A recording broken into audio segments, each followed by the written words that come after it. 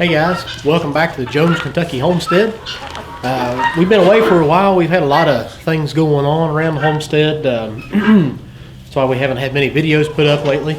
The weather's been kind of cruddy, so that's hampered a lot of our outdoor videoing. One thing I wanted to show you all though, I searched all over YouTube on how to make a milk stanchion for a cow. Couldn't really find too much about it. So I kind of went off of the goat milk stand and I made one for the cow. Made it over the weekend, and I've had Belle working on this for about 3 days now. So let me get these guineas out of here.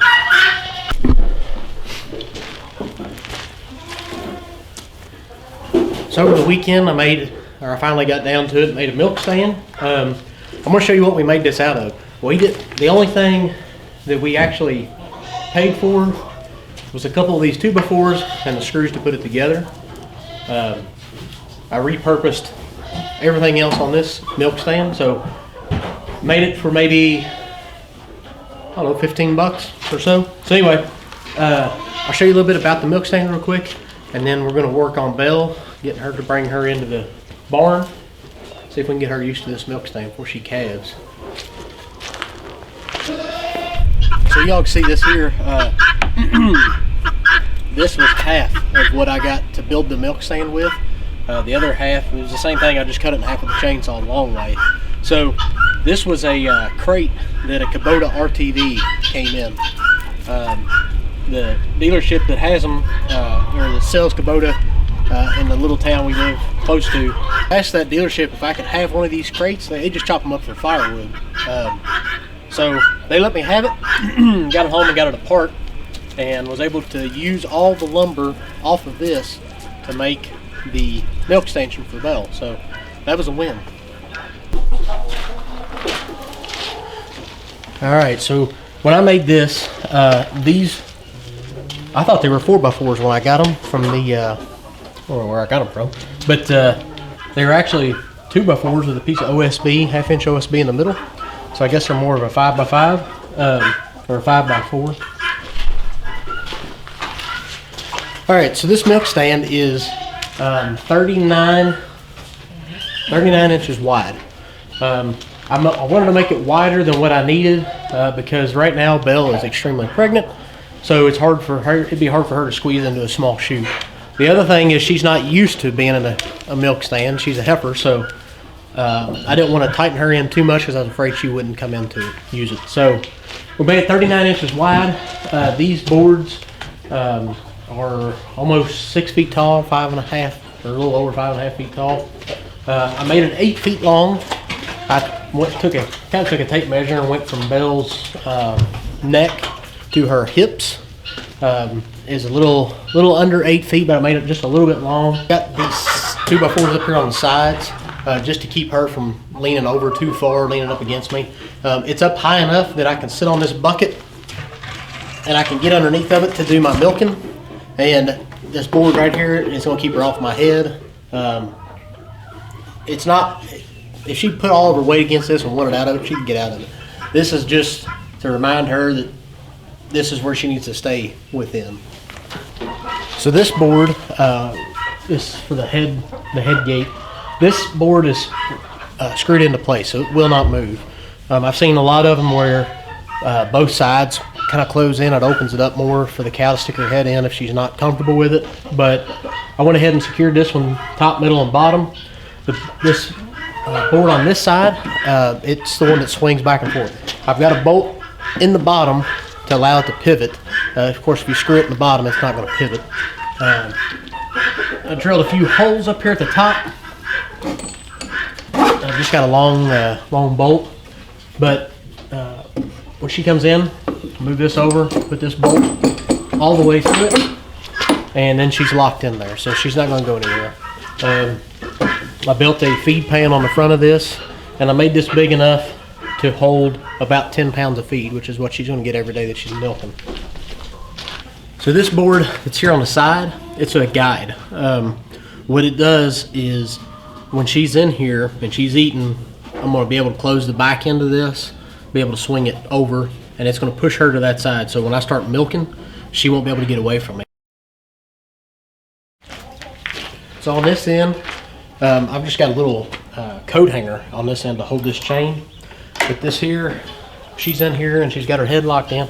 Pick this up and swing it over to here and hang it on this hook. And now you can see that's pretty much going to push her to wherever I want. So I got this milk stand done on Saturday. Sunday morning, Sunday afternoon, I got the feed pan made, and then I started working with Belle on getting her in and out of this pen, or the stanchion. Excuse me. It's important to get her used to it before she calves. You know, the Sunday, it took a while. It took maybe 10 or 15 minutes. I had a lead rope attached to her halter. I had a bucket with some sweet feed in it. Got her into the barn and kind of coaxed her through walking up onto the milk stand. And it takes a little bit because they're nervous. It's as completely new to her as it is to me. So use the feed, use the lead rope to kind of pull her where you're wanting her to go. Monday morning I did the same thing. It wasn't nearly as hard to get her on the milk stand. Still had to put the bucket of feed in front of her and walk her up through it with the lead rope. Yesterday morning I thought I'm going to try something without the rope, so I opened the gate. She walked right up in it. So we're going to do it again this morning. My plan is to do this every day until she calves. I want her used to it. I haven't been closing the swing bar yet, or whatever you call that, the adjusting bar. I haven't been using that at all, but I'm getting her on the stand and then just letting her go ahead and eat 1 scoop of grain. I'm not giving her too much grain. She doesn't need much right now, but just a little something to get her to come into it. So let's go ahead and let's try to get her in here and see how it goes. Come on, man. Come on.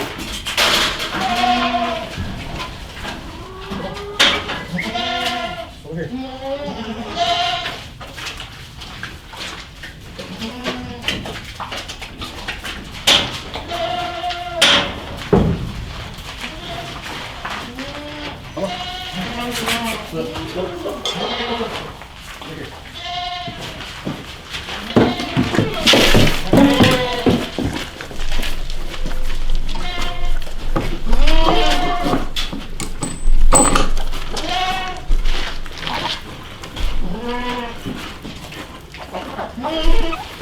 So that worked out really well. This is the 4th day that she's been on here.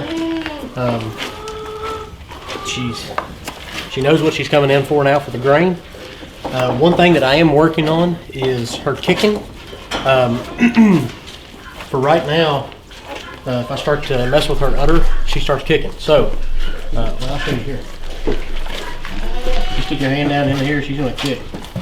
And that's not much. She gets pretty vicious with it. So what I've done, or what I'm doing, is I'm taking this tobacco stick and I'm kind of messing with her udder with that, just rubbing on it while she's eating. Trying to get her used to being messed around with while she's eating. If she's eating, she should be content. But this is all new to her still, so I'm trying to get her used to not kicking while she's in the milk stand. Now when she kicks like that, I don't move the stick. I keep the stick on her. And if she actually kicks the stick, then it's going to kind of poke her in the gut. But I just keep rubbing real easy, not trying to stick her with the tip of it and hurt her udder or her stomach. But I just want her to get used to being messed with. In all honesty, I probably should have been doing this a few months ago to work on that.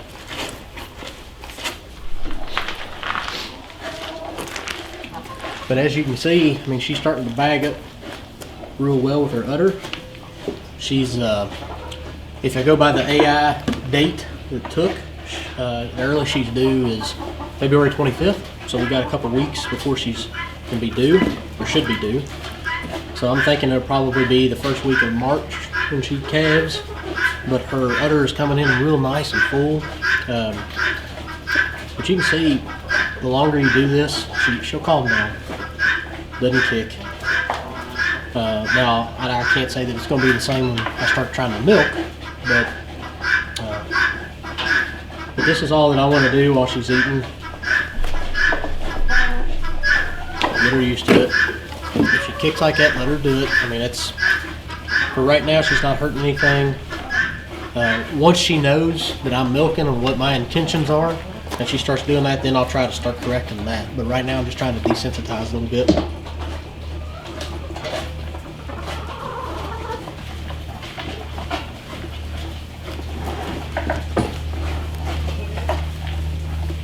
While she's in the stand, I just want to rub on her,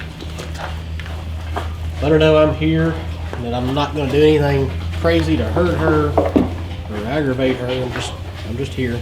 So we should get that tail switching back and forth.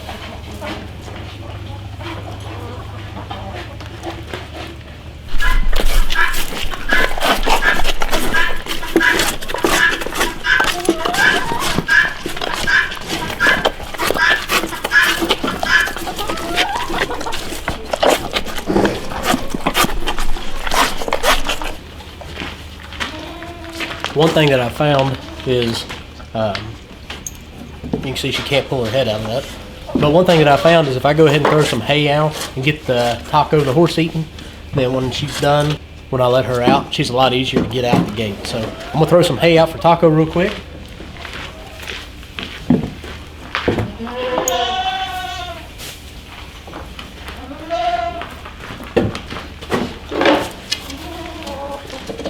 Now when we get to this point where she is going to be backing out of this and going out the gate, I'm going to go ahead and put the lead rope on her, because just in case she comes back towards me in the barn, I want to be able to have control of her and get her through, get her back out in the pasture.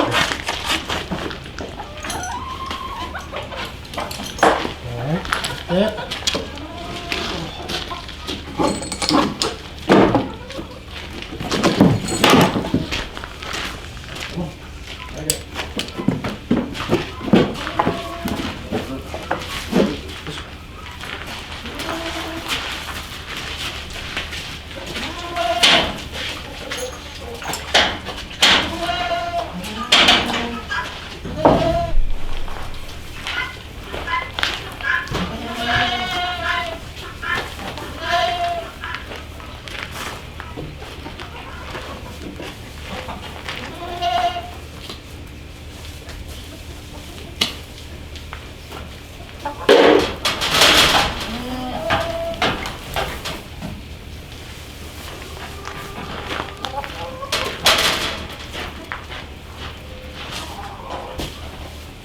So you can see, getting her trained on the milk stand is not that hard if she has the reward of some feed.